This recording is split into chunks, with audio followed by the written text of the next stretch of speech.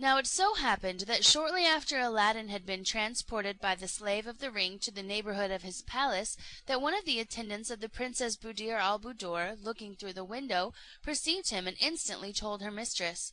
The princess, who could not believe the joyful tidings, hastened herself to the window, and, seeing Aladdin, immediately opened it. The noise of the opening window made Aladdin turn his head that way, and perceiving the princess, he saluted her with an air that expressed his joy.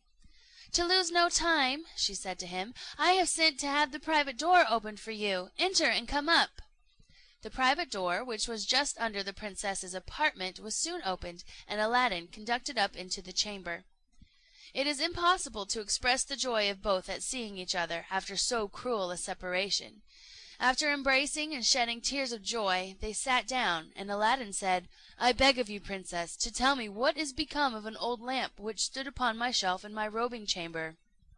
"Alas!" answered the princess, "I was afraid our misfortune might be owing to that lamp, and what grieves me most is, that I have been the cause of it. I was foolish enough to change the old lamp for a new one, and the next morning I found myself in this unknown country which I am told is Africa." "Princess," said Aladdin, interrupting her, "you have explained all by telling me we are in Africa. I desire you only to tell me if you know where the old lamp now is." "The African magician carries it carefully wrapped up in his bosom," said the princess, "and this I can assure you, because he pulled it out before me and showed it to me in triumph."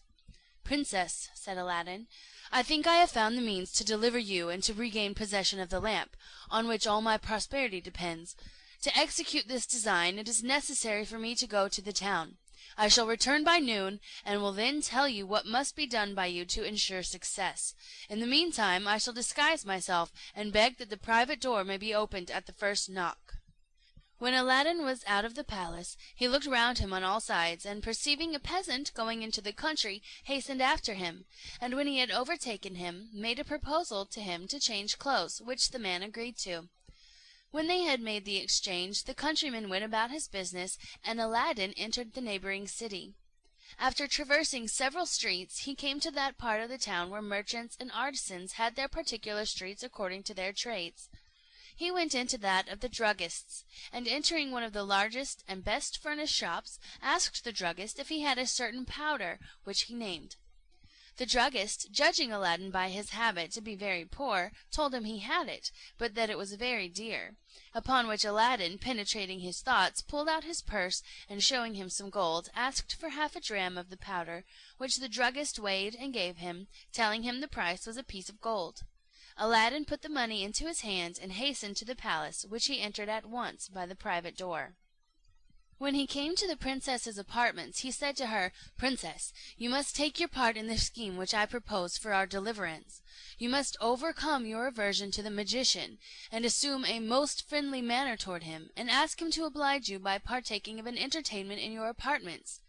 Before he leaves, ask him to exchange cups with you, which he, gratified at the honour you will do him, will gladly do, when you must give him the cup containing this powder.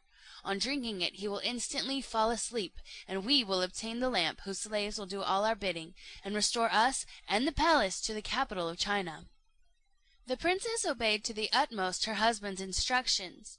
She assumed a look of pleasure on the next visit of the magician, and asked him to an entertainment, which he most willingly accepted.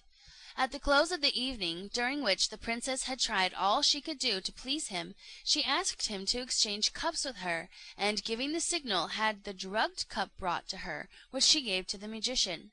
He drank it out of compliment to the princess to the very last drop, when he fell backward lifeless on the sofa. The princess, in anticipation of the success of her scheme, had so placed her women from the great hall to the foot of the staircase, that the word was no sooner given that the African magician was fallen backward than the door was opened and Aladdin admitted to the hall. The princess rose from her seat and ran, overjoyed, to embrace him, but he stopped her, and said, "Princess, retire to your apartment, and let me be left alone while I endeavour to transport you back to China as speedily as you were brought from thence." When the princess, her women, and slaves were gone out of the hall, Aladdin shut the door, and going directly to the dead body of the magician, opened his vest, took out the lamp, which was carefully wrapped up, and rubbing it, the genie immediately appeared.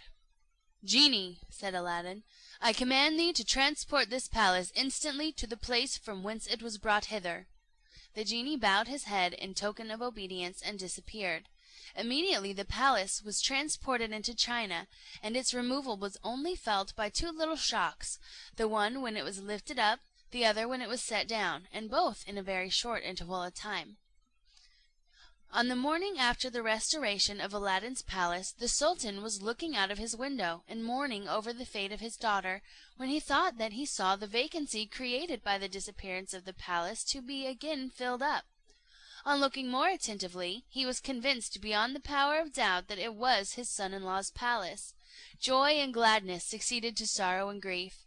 He at once ordered a horse to be saddled, which he mounted that instant, thinking he could not make haste enough to the place.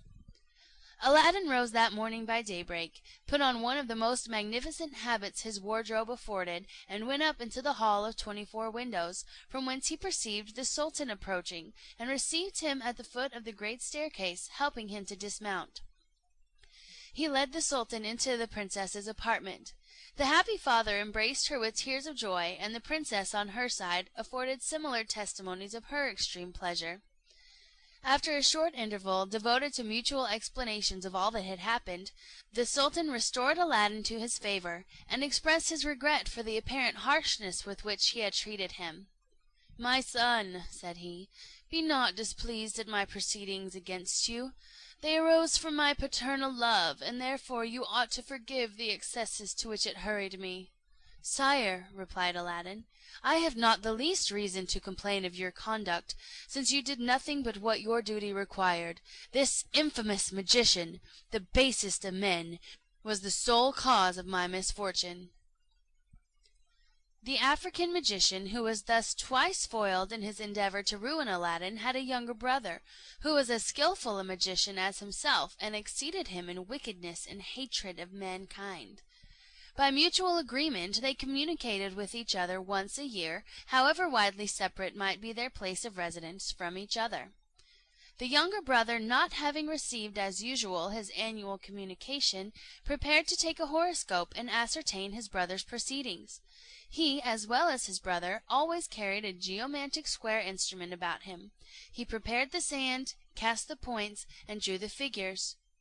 On examining the planetary crystal, he found that his brother was no longer living, but had been poisoned, and by another observation that he was in the capital of the kingdom of China; also that the person who had poisoned him was of mean birth, though married to a princess, a sultan's daughter.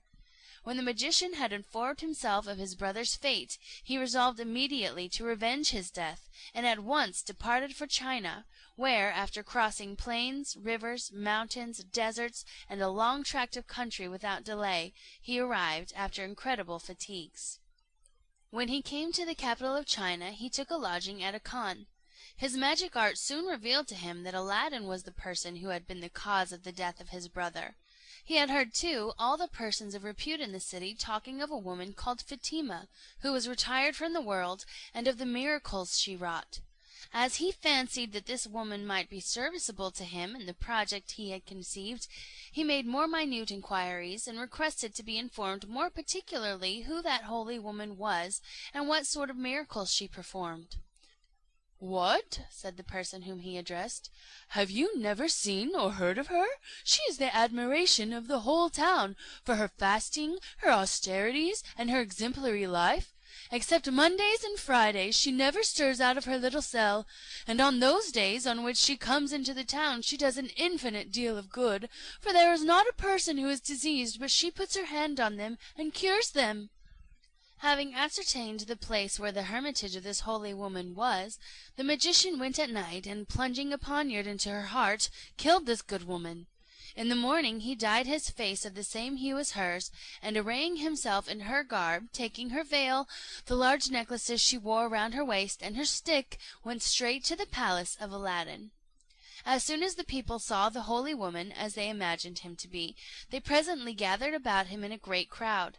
Some begged his blessing, others kissed his hand, and others, more reserved, only the hem of his garment. while others, suffering from disease, stooped for him to lay his hands upon them, which he did, muttering some words in form of prayer, and, in short, counterfeiting so well that everybody took him for the holy woman. He came at last to the square before Aladdin's palace. The crowd and the noise were so great that the princess, who was in the hall of 24 windows, heard it, and asked what was the matter. One of her women told her it was a great crowd of people collected about the holy woman to be cured of diseases by the imposition of her hands. The princess, who had long heard of this holy woman, but had never seen her, was very desirous to have some conversation with her, which the chief officer perceiving, told her it was an easy matter to bring her to her, if she desired and commanded it, and the princess expressing her wishes, he immediately sent 4 slaves for the pretended holy woman. As soon as the crowd saw the attendants from the palace, they made way, and the magician, perceiving also that they were coming for him, advanced to meet them, overjoyed to find his plot succeed so well. "Holy woman," said one of the slaves, "the princess wants to see you, and has sent us for you." "The princess does me too great an honor," replied the false Fatima. "I am ready to obey her command," and at the same time followed the slaves to the palace. When the pretended Fatima had made her obeisance, the princess said, "My good mother, I have one thing to request, which you must not refuse me. It is to stay with me, that you may edify me with your way of living, and that I may learn from your good example." "Princess," said the counterfeit Fatima, "I beg of you not to ask what I cannot consent without neglecting my prayers and devotion." "That shall be no hindrance to you," answered the princess. "I have a great many apartments unoccupied. You shall choose which you like best, and have as much liberty to perform your devotions as if you were in your own cell." The magician, who really desired nothing more than to introduce himself into the palace, where it would be a much easier matter for him to execute his designs, did not long excuse himself from accepting the obliging offer which the princess made him. "Princess," said he, "whatever resolution a poor wretched woman as I am may have made to renounce the pomp and grandeur of this world, I dare not presume to oppose the will and commands of so pious and charitable a princess." Upon this, the princess, rising up, said, "Come with me. I will show you what vacant apartments I have, that you may make choice of that you like best." The magician followed the princess, and of all the apartments she showed him, made choice of that which was the worst, saying that it was too good for him, and that he only accepted it to please her. Afterward the princess would have brought him back to the great hall to make him dine with her, but he, considering that he should then be obliged to show his face, which he had always taken care to conceal with Fatima's veil, and fearing that the princess should find out that he was not Fatima, begged of her earnestly to excuse him, telling her that he never ate anything but bread and dried fruits, and desiring to eat that slight repast in his own apartment. The princess granted his request, saying, "You may be as free here, good mother, as if you were in your own cell. I will order you a dinner, but remember I expect you as soon as you have finished your repast." After the princess had dined, and the false Fatima had been sent for by one of the attendants, he again waited upon her. "My good mother," said the princess, "I am overjoyed to see so holy a woman as yourself, who will confer a blessing upon this palace. But now I am speaking of the palace, pray how do you like it? And before I show it all to you, tell me first what you think of this hall." Upon this question the counterfeit Fatima surveyed the hall from one end to the other. When he had examined it well, he said to the princess, "As far as such a solitary being as I am, who am unacquainted with what the world calls beautiful, can judge, this hall is truly admirable. There wants but one thing." "What is that, good mother?" demanded the princess. "Tell me, I conjure you. For my part, I have always believed, and have heard say, it wanted nothing, but if it does, it shall be supplied."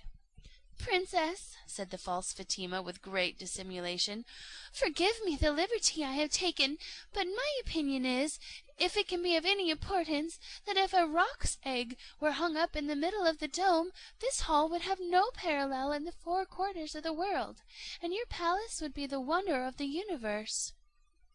"My good mother," said the princess, "what is a rock, and where may one get an egg?" "Princess," replied the pretended Fatima, "it is a bird of prodigious size, which inhabits the summit of Mount Caucasus. The architect who built your palace can get you one."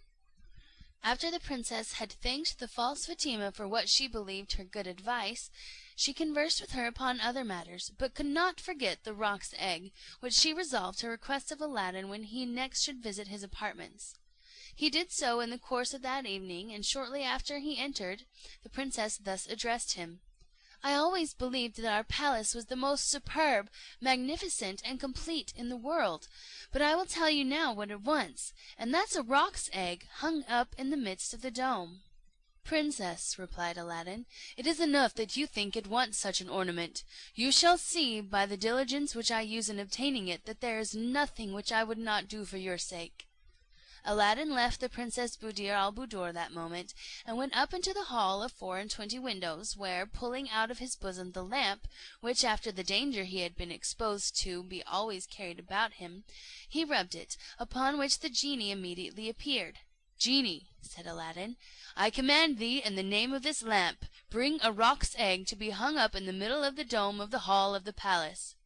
Aladdin had no sooner pronounced these words than the hall shook as if ready to fall, and the genie said in a loud and terrible voice: "Is it not enough that I and the other slaves of the lamp have done everything for you, but you, by an unheard of ingratitude, must command me to bring my master, and hang him up in the midst of this dome? This attempt deserves that you, the princess, and the palace should be immediately reduced to ashes. But you are spared, because this request does not come from yourself. Its true author is the brother of the African magician, your enemy, whom you have destroyed. He is now in your palace, disguised in the habit of the holy woman Fatima, whom he has murdered, and at his suggestion your wife makes this pernicious demand. His design is to kill you, therefore take care of yourself." After these words the genie disappeared. Aladdin resolved at once what to do. He returned to the princess's apartment, and without mentioning a word of what had happened, sat down and complained of a great pain which had suddenly seized his head. On hearing this, the princess told him how she had invited the holy Fatima to stay with her, and that she was now in the palace, and at the request of the prince ordered her to be summoned to her at once. When the pretended Fatima came, Aladdin said, "Come hither, good mother. I am glad to see you here at so fortunate a time. I am tormented with a violent pain in my head, and request your assistance, and hope you will not refuse me that cure which you impart to afflicted persons." So saying, he arose, but held down his head.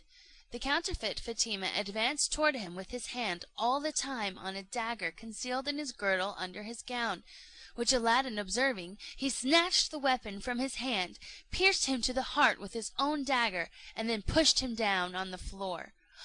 "My dear prince, what have you done?" cried the princess in surprise. "You have killed the holy woman." "No, my princess," answered Aladdin with emotion, "I have not killed Fatima, but a villain, who would have assassinated me if I had not prevented him.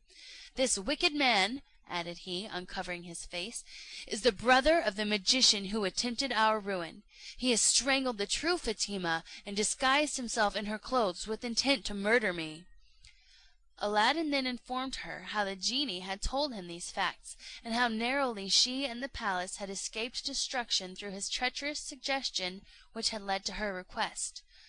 Thus was Aladdin delivered from the persecution of the two brothers who were magicians. Within a few years afterward the sultan died in a good old age, and as he left no male children, the Princess Buddir al Buddoor succeeded him, and she and Aladdin reigned together many years, and left a numerous and illustrious posterity.